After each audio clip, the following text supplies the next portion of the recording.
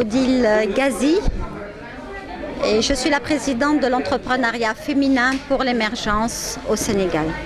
Association boobu moo ma tax a jóg dimbali jigéen bi déjà man jigéen la bu ma commencé ci sama expérience su jigéen métti woon na trop jooy naa mais jàng naa ku ma jàppale ci lii pour ma jóg jigéen la dama taxaw xool ma ne man tam war naa jóg di jàppale sama morom jigéen moo tax tey commencé naa lancement bi fii ci Thiès te c'est un choix que j'ai fait pour Thiès. jàppale jigéen ñi sama mbokk jigéen ñi ci formation yi ci entrepreneuriat yi ci lu nu mën a tegle liggéey ci yoon parce que souvent dama constater en tant que femme que jigéenu Sénégal ñoom dañuy mélanger entre le capital l'investissement et le bénéfice loolu nag mën na métti te indi ay jafe-jafe ci seen àddina moo tax j'ai pris la décision ak sama yeneen mbokk membre bureau de Dakar nu jug ci lii dans un premier temps ci formation bi te ensuite di leen jàppale ci yeneen création yeneen réseautage te ñu mën a dem ci kanam inch'Allah ci industrialisation bi. déjà wax naa leen sànq dina am benn centrale d'achat boobu jigéen ku nekk membre effet te lu muy liggéey dañ koy référencé ci centrale boobu nag membre bu nekk day war a nekk client ci centrale bi man dama leen di jox benn exemple imaginez-vous que benn jigéen day jaay poulet léegi bu doon di jaay par exemple 50 poulets par mois bu nekkee ci membre ci centrale d'achat bu nu nekkoon par exemple 2000 femmes ku nekk consommer un poulet par mois day nekk 2000 poulets. waaw dinañu dem Ndar inchallah commencé naa déjà ci Ndar amoon na ay excellents résultats dinañu dem ci Darou Mousti dem tam banlieue dakaroise am na Pikine am na Guédiawaye dinañu dem tam Tambacounda Kaolack Louga. mais loolu benn dina am sunu planning pour 2020 inchallah comme lu ma leen wax rek Thiès daf nu jàpp ci sunu xol di nu neex te c'est la raison pour laquelle on a commencé le départ pour Thiès. Mais bien sûr sunu association entrepreneuriat féminin pour l'émergence est une association de développement basée sur une économie sociale et solidaire maanaam développement la. Ce n'est pas politique, c'est apolitique. Donc c'est ouvert pour toutes les femmes du Sénégal, même pour la diaspora sénégalaise. jigéen bu ci bëgg mën na ñëw ak jàmm ak salaam di accès ci sunu kër. Là exactement, Madame Fatou Seck est la représentante officielle de l'entrepreneuriat féminin pour l'émergence section Thiès. Waaw, je m'appelle Fatou Seck. Je suis enseignante de formation, mais en retraite. Mais aussi je suis une femme de développement qui fait la transformation des produits locaux, fruits et légumes et céréales locales. Et aussi les huiles et les savons.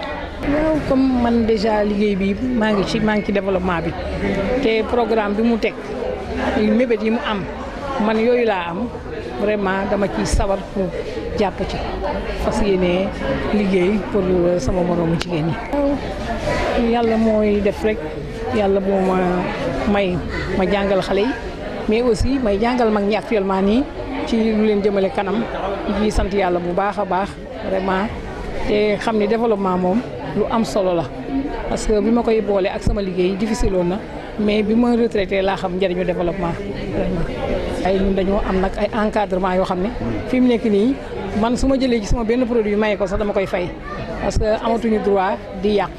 dañuy encadrer surtout APF mu ngi ci suñu wet mooy programme boo xam ni ministère de la femme ak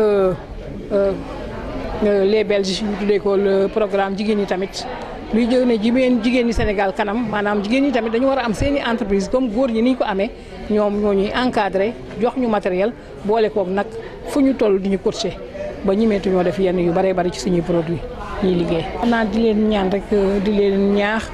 pour ñu nekk benn wóolonte gëm suñu bopp fas yéene liggéey jëm ca kanam nag ak suñu président Abdou Fall mi nga xam ni moo xool ba xam ni jigéen ñi daf leen a war a jàppale ndax tamit jigéen ñi Sénégal sonn nañu te moom li ko ñor mooy ay jigéenam ñu koy ñi ànd ak moom mais aussi yemalewu ko ci ñooñu tàllal na loxo jigéen ñëpp pour jàppale leen.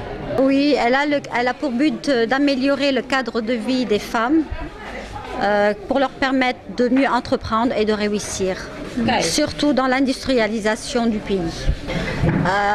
Tout d'abord en créant un incubateur d'entreprise et en créant une centrale d'achat qui sera le fruit du labeur de chaque femme. Et nous allons demander donc pour cette centrale d'achat que chaque femme membre soit cliente de cette centrale, ce qui va apporter vraiment beaucoup de gains et également de ventes pour leur production, qui sera une production locale.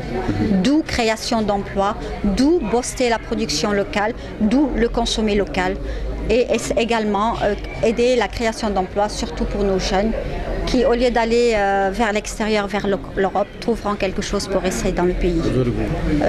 Pour l'instant, notre première ouverture a été un choix assez spécifique, c'était la ville de Thiès. Donc nous venons de commencer. Nous n'avons pas encore débuté sur Dakar. Dakar a été juste la création, le bureau, mais Thiès a été la première ville qui a été choisie. Alors la carte membre, elle sera vendue à 1000 francs. Et la cotisation annuelle sera de 5 000 francs, ou alors si on peut aussi prendre 500 francs par mois. Nous avons donc un programme qui est basé sur une économie sociale et solidaire. C'est la raison pour laquelle nous avons vraiment mis le minimum pour ces femmes. Il faut dire que déjà moi-même je suis membre plénipotentiaire du mouvement alternative citoyenne Andenaoulé, Abdou Fall étant mon président et qu'il avait envie de faire quelque chose pour le Sénégal. Ce que je souhaiterais dire, c'est que cet homme, c'est un homme que je respecte beaucoup. C'est un homme, comme il nous a dit, j'ai tout eu dans ma vie. Je n'attends plus rien, je ne veux plus rien. Ce que je veux, c'est aider vraiment le pays, aider surtout les femmes sénégalaises, aider les jeunes Sénégalais à entreprendre. Il a vu en moi un profil qui lui plaisait. Il m'a demandé si je pouvais vraiment prendre ce rôle et j'ai accepté avec beaucoup d'amour. Nous sommes en partenariat et nous continuerons nos partenariats avec certaines structures dans le pays et même dans l'international. Actuellement, je ne vous cache pas, j'ai une invitation venant de la Turquie pour spécialement cette association. Pour l'instant, je ne pourrais pas en dire plus. Tous les produits seront des produits locaux, tout simplement pour booster, et ça c'est un choix et j'y tiens énormément, la production locale afin d'apporter de la valeur ajoutée à l'économie du pays. Et aujourd'hui, on est tous conscients, on ne peut pas émerger si nous ne consommons pas localement. Et nous ne pouvons pas non plus créer des emplois si nous ne consommons pas le fruit de notre travail, de notre labeur.